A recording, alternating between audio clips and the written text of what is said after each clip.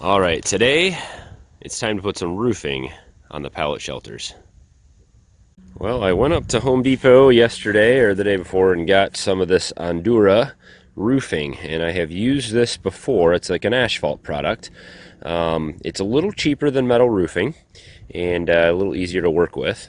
I've used it previously. You can see on the rabbit hutch there, which used to be the chicken run, and also way across the yard there in the suburban chicken coop. You can see the that Ondura roofing on there. It's been on there for 5 years, easy, and it's held up really well. So I have the two shelters to roof today. I have this one, which does not have any plywood on the roof. I'm not going to put any on there. I'm just going to leave it like that. And then I have the deteriorating plywood over there on top of the first one that I built. So I'm going to tar paper both of them. I think I have enough. Even though I'm not putting plywood on top of this, I'm going to run some tar paper over the top of it just to do it. I have extra. And then I'm going to tar paper right over the top of the deteriorated plywood on that one. And then we'll roof right over the top of everything. So let's dig out some supplies here and get to work.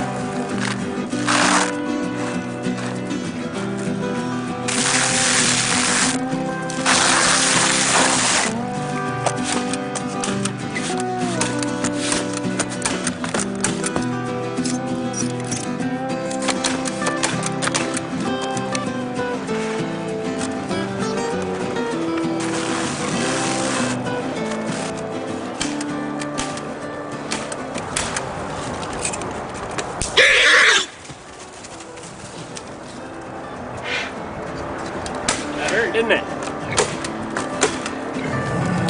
Stay away from the fence.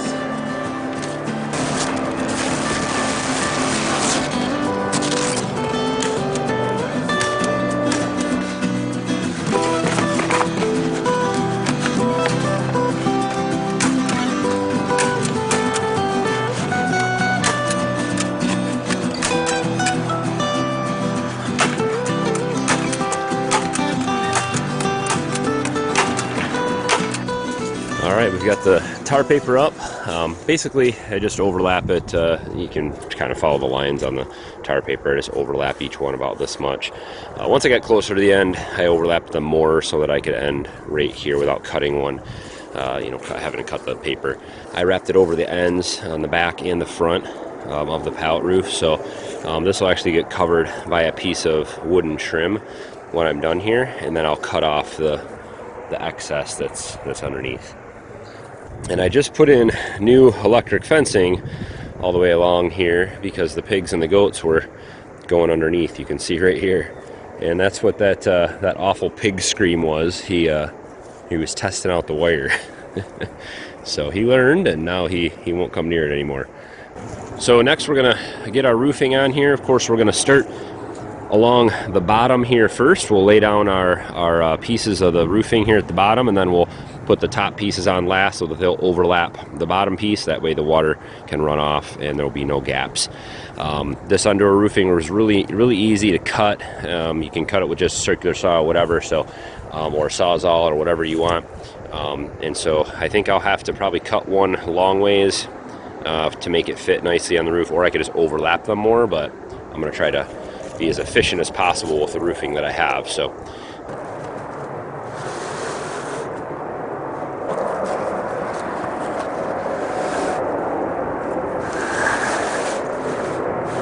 as the pieces go on here, I'm going to leave them overhang about an inch and a half here at the back, and that'll give so I can put that trim on there. That'll kind of overlap that and still give it some room to drip off. I might even do a little bit more on that.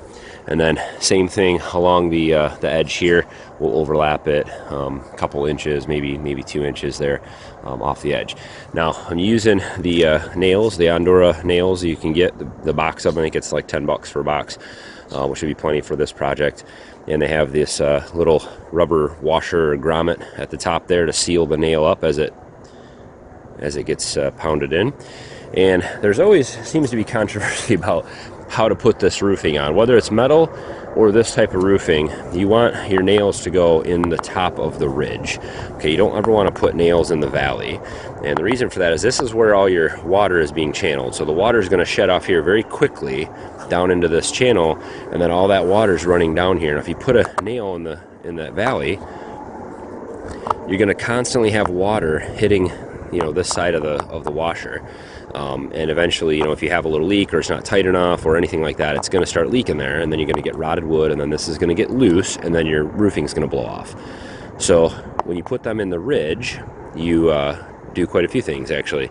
The washer will seal right to the top of this, and you only have just very little water hitting the top of this, just raindrops that are going to drip off this, are going to shed right away. And so you never have water pressure trying to get underneath this washer here, and then they'll obviously prevent the wood from rotting underneath, and your roof is going to stay on for quite a long time. So just a little tip: you always make sure you put this in the ridge, whether metal or this asphalt roofing.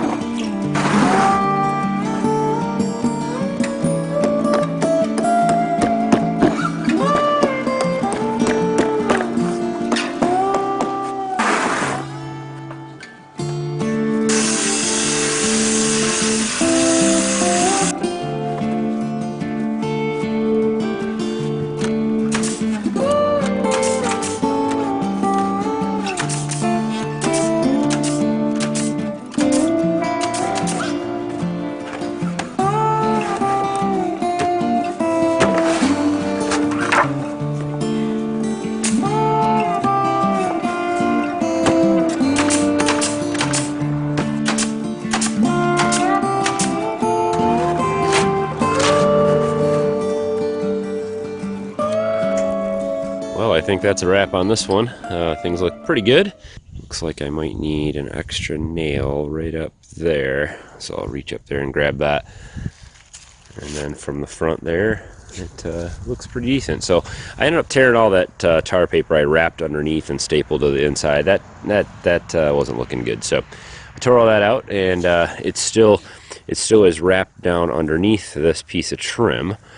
So that's all kind of tied together, but I just didn't want it all hanging down on the inside. So, but I think that'll work out pretty good. Nice shelter. This one is 100% done. I won't do anything else with this besides, I guess it's 99% done. I'm going to stain that the trim on both sides. The only trouble is now I think I'm short 2 pieces of roofing. I swore I had enough. It always works out that way, doesn't it? my wife has completely stopped believing me when I give her cost estimates on projects, because first, even no matter how I measure and plan and draw things out, there's always something I miss. There's always something I don't think of, and the costs end up adding up. So we'll have to go grab some extra roofing for this one. So I won't be able to finish this one today, but I'll get it started, and we'll do that.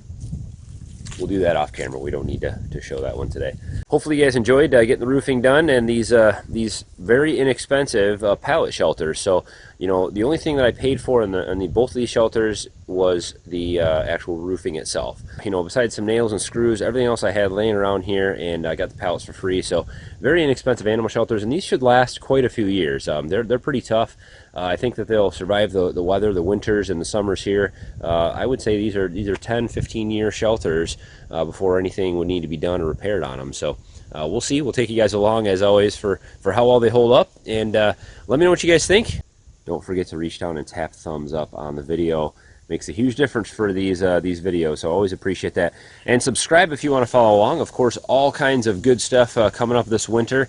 I actually have planned for some pretty cool pallet buildings I'm going to start working on, and I'm going to get in the greenhouse here and build some raised beds in there and start gardening in there over the next couple months as well. So in the dead of winter, we're going to see what we can grow in there, get some heating systems set up, and all kinds of things coming up on the SSL Family Dad channel. So love to have you stick around for that. And as always, guys, thanks for watching. Have a good one.